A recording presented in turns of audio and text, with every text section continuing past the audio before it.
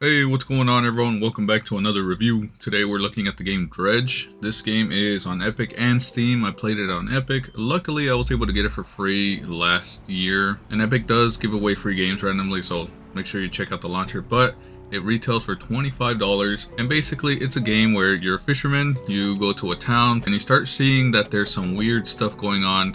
People are kind of untrusting and kind of skeptical on why you're there and what's going on, but you go out, you fish, you talk to other people, you find other islands. But the main twist about this game is not just a fishing game. It's supposed to be a Lovecraftian horror type thing. It has those elements built in, so sometimes when you're fishing you'll find a fish that's mutated or something, and there's different variations of fish, and there's also monsters and other things that start coming up. And the main thing, there's a day and night cycle that you have to keep track of. During the day nothing goes on, you can still find mutated fish, but you're just out, you're fishing, come back, sell your fish, and then keep going. And then during the nighttime you start developing panic, which is shown as an eyeball at the top of your little compass wayfinder heads up display thing. And when that starts building up, you start seeing ghost ships or other enemies that can attack you. Rocks will start forming out of nowhere in the water, which is dangerous because if you get hit 3 times then you end up dying. So there's a lot of things that you have to be careful about, and you can't be out too late or else you just end up dying or losing all your stuff. And honestly, I do like that spin, or I like that mechanic, but I feel like this game could have been structured or just overall done way better. The day and night cycles are way too short, and moving and fishing both progress the day. If you're standing still, the day doesn't progress, but regardless, a day goes by in like 4 minutes or something. And especially starting out, you move extremely slow. You have a tiny cargo, which makes sense. I'm all for upgrading games and progressing and seeing how far you can go, but in the beginning you can only get a few fish, and then you have to drive right back to the town, sell everything, wait for daytime, and then you have to do that over and over again. And you can't even get very far because, again, if you wait too long then you have stuff chasing you, and then they start doing damage, and then you start losing everything. And then I don't like the gameplay loop all that much. It would have been fine if the days and nights were maybe, I don't know, 3 or 4 times as long. It doesn't have to be crazy long, but just a bit more, because there's also waiting in the game. So if you wanted it to be nighttime even though it was day, you could do that. It's a little hard to get started, but then as you play the game it is a little easier. You start getting better engines, you get a bigger cargo, but regardless it's still pretty annoying having to be out for a bit, go dock somewhere, find somewhere to sell stuff.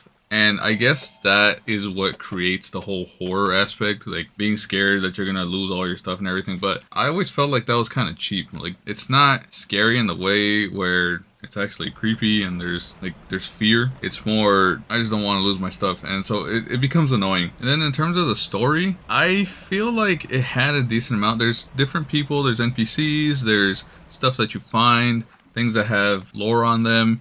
And so it puts together the story about basically this guy who has a book and he starts summoning things and this and that. I don't want to get too into it just in case you want to play it for yourself, but the story, even though it's decently written out, this wasn't all that great, honestly, especially the ending. The ending was such a letdown. They sort of started building up the end to be this giant reveal, and then something happens, and then whatever. Honestly, not impressed with the end. And then for the actual gameplay substance, because we talked about the gameplay loop, but the game itself, you have this encyclopedia, and then obviously you're out fishing, and how I mentioned you can find mutations, but there's also trophy sized fish, and there's a lot of fish that you can find, and then you have different hooks and things that you need to find certain fish. And I really like that aspect. I like being able to collect things, find things, go to different areas, upgrade, and then record things in your encyclopedia. I sort of wish that they just sort of dropped, or not even dropped it. I like the mutated fish. That part was cool, but like the nighttime, don't make it so annoying to where you have to be running all the time.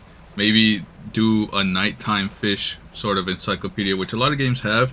You can find things in the day and then different things at night. I feel like that would have been a lot better. Obviously, it wouldn't have been Dredge, I guess, because the Dredge relies on the whole fear, panic, horror semi-mechanic. But I just think it would have been a much better game if they expanded on the actual fishing and the encyclopedia and the collecting, and just dropped some of the artificial horror. But with all that being said, I'm gonna give this game a 6.5 out of 10. From the trailers and a little bit of gameplay that I saw, It honestly looked a lot better, and playing it, I just wasn't impressed. And then for a $25 price tag, I'd say it's probably closer worth maybe $10 or $15. So if you do really want to play it, wait for a sale, because I have seen it go on sale before. But I don't know who to recommend this game to. It's not, I feel like it doesn't really hit any sort of main points for any real audience. It's not really all too much for collectors because you have to deal with all the running away and stuff. It's not really a horror game because it's not really scary, it's just more annoying. And then it's not a good story game. It's very okay though, but it was fun enough to actually get through the whole thing. So I'm going to stick with my 6.5 out of 10, but I wouldn't play it again, and I wouldn't really strongly recommend this to anybody. I'd say if you can get it for free or sale for like $5 or something, then give it a try. Otherwise, I don't think it's worth it. But that's pretty much it for Dredge. Let me know what else you'd like to see me review, and thank you all for watching, and I'll see you all on the next video.